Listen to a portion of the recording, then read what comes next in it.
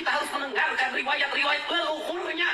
Setelah itu, kita bermahabbah pada mereka, menghormati mereka, mendewa-dewakan mereka, dan kita menganggap diri kita lebih rendah dari mereka. Assalamualaikum warahmatullahi wabarakatuh. Selamat datang, selamat berjumpa kembali di channel Islam Nusantara. Beberapa tahun yang lalu sebelum ramainya polemik nasabah Alawi, kita masih ingat ketika itu ada seorang pejabat bernama Kang Deddy Mulyadi. Kala itu berseteru dengan Rizik Syihab. Dan ketika itu si Rizik Syihab masih menjadi ketua FPI. Jadi FPI kala itu belum dibubarkan. Akhirnya terjadilah insiden di jalan antara pendukung Kang Deddy Mulyadi dan pengikutnya Rizik Syihab. Dan salah satu penyebabnya adalah tentang Sampurasun. Sampurasun adalah kata-kata atau ucapan dari orang Sunda. Dan di situ secara tidak langsung ucapan Sampurasun dipersoalkan karena dianggap tidak sesuai dengan ajaran Islam dan lain sebagainya. Ya kala itu mungkin orang di Indonesia, orang di Nusantara belum begitu berpikir jauh tentang sepak terjang Ba'alawi, juga tentang arah dan tujuan Ba'alawi di Indonesia. Karena ketika itu bisa dikatakan bahwa orang di Indonesia masih banyak yang menganggap bahwa Habaib adalah keturunan Kanjeng Nabi. Tapi kalau kita gabungkan atau kita sikapi di masa sekarang, ketika semua sudah terungkap bahwa ternyata para Ba'alawi ini haplogrupnya G, tidak nyambung ke Kanjeng Nabi, kemudian dalam sejarahnya mereka adalah anteknya penjajah Belanda, ya ternyata apa yang dilakukan oleh Kang Deddy Mulyadi itu adalah benar adanya. Artinya, ya memang yang namanya budaya dan adat istiadat harus dipertahankan. Jangan sampai digerus oleh imigran dari Yaman.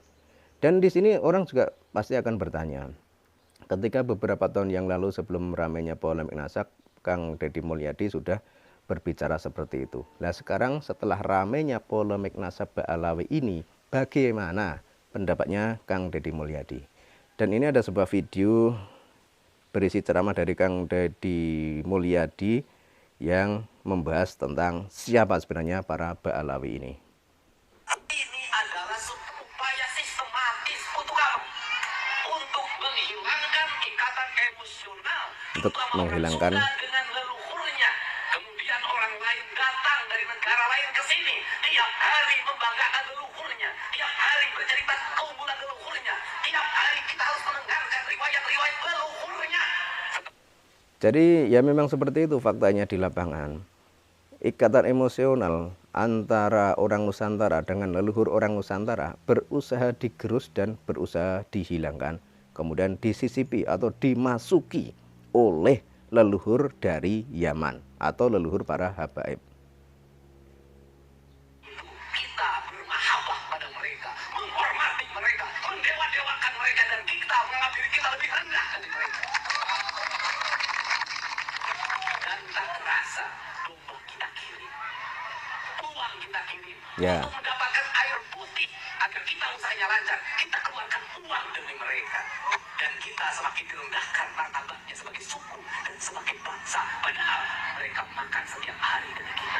Cerita-cerita dalam setiap hari yang kita dengarkan adalah cerita hebatnya leluhurnya orang lain, solehnya leluhurnya orang lain. Dan kalau kita lihat, memang seringnya para Ba'alawi atau para Habaib dari Yaman yang diunggul-unggulkan adalah leluhurnya Ba'alawi. Kalau tidak mengunggulkan leluhur, yang diunggulkan adalah tanah leluhur mereka, yakni Tarim, Hadramaut, atau Yaman. Jadi di situ secara tidak langsung mereka mengunggulkan tentang Tarim, bahkan sampai ada nyanyian Ya Tarim, Ya Tarim. Ini secara tidak langsung bisa menghilangkan rasa cinta tanah air orang Indonesia terhadap Nusantara ini. Karena di situ jelas Tarim itu adalah sebuah wilayah di Yaman. Tapi kenapa kok orang Indonesia, orang Nusantara malah menyanyikan lagu Ya Tarim? Ini berarti secara tidak langsung munculnya atau datangnya lagu Ya Tarim adalah untuk menggeser rasa kecintaan atau rasa kedekatan orang Indonesia dengan leluhurnya atau dengan tanah air Indonesia itu sendiri. Saya katakan leluhur kita lebih soleh dibanding leluhur mereka, leluhur kita lebih baik dibanding leluhur mereka, leluhur kita lebih beradab dibanding leluhur mereka, leluhur kita lebih dekat dengan Yang Tunggal, dengan Allah Subhanahu wa Ta'ala sifat yang rendah diri ini berdampak pada apa? Kehilangan identitas diri. Ini ada. Itu ya videonya ya. Dan kalau kita lihat memang apa yang dilakukan oleh para Ba'alawi ini memang kelihatan masif dan terstruktur. Artinya satu dan yang lainnya saling mendukung meskipun perannya berbeda-beda. Ada yang berlaku keras, ada yang berlaku santun, ada yang berlaku mendekati orang-orang di pinggiran atau orang-orang di akar rumput. Jadi berbeda-beda peran mereka. Namun arahnya atau tujuannya sudah mulai terkuat dan sudah mulai kelihatan. Ya memang mereka bertujuan untuk menguasai negeri ini, untuk menguasai bangsa ini. Ada juga penguatnya yakni tentang adanya makam-makam palsu yang ada di Indonesia. Di mana makam-makam tersebut dinamakan Habib.